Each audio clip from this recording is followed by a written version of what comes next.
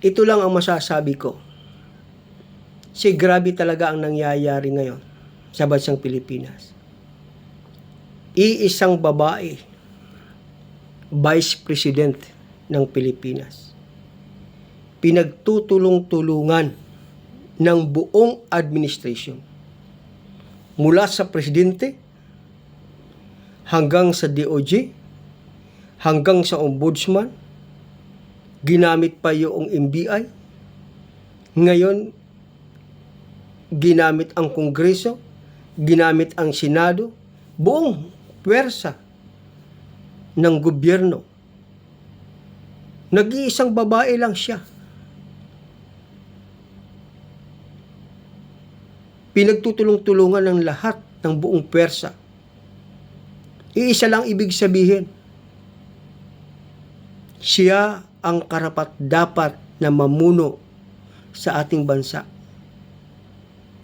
Biro mo, kung hindi ka matatag, hindi ka matibay, malalampasan mo po ba yung mga ganyang klaseng atake na below the belt, kaliwat kanan, likuran, harapan?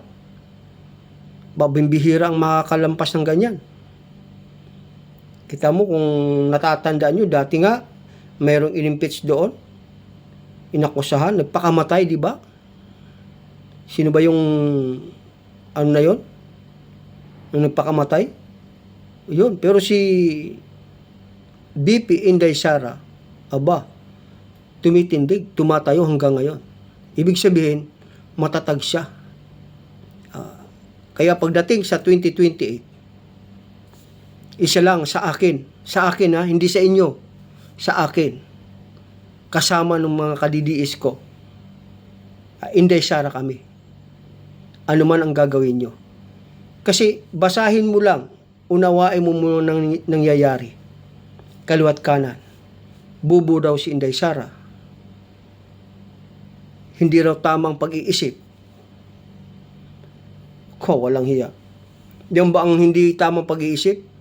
Sige nga, saan ba kayo naroroon? Kayo na mga bumabatikos kay Inday Sara. Kayo nagsasabi na may tililing si Inday Sara. Tingnan nyo nga ang Davao. Kung matino ba o hindi. Di hamak naman napakaganda ng bayan nila. Ikumpara sa mga bayan nyo kung saan kayo naroroon. Sige nga, sa lahat ng politiko, ikumpara nyo yung bayan na kinaroroonan nila. Meron ba kahalin tulad ng Davao? Wala. Wala sa kalingkingan. Wala sa kalingkingan. Napakaganda ng Davao, napakalinis, at progresibo yung kanilang ekonomiya. Hindi sila umaasa sa national government. Mismo sila. Kita mo kung corrupt ang mga Duterte. Paano nagkaroon ng pondo ng 3.4 billion piso? Di ba? Wala. Maka-atake lang kayo. Kaya makasira lang kayo. Yun ang ginagawa nyo. Naniniwala kayo yung trililing. Naniniwala kayo kay dilim-dilim. Naniniwala kayo sa mga kongreso. Yun ang mahirap sa inyo. Wala kayong patutunguhan. Kaya pagdating sa 2028,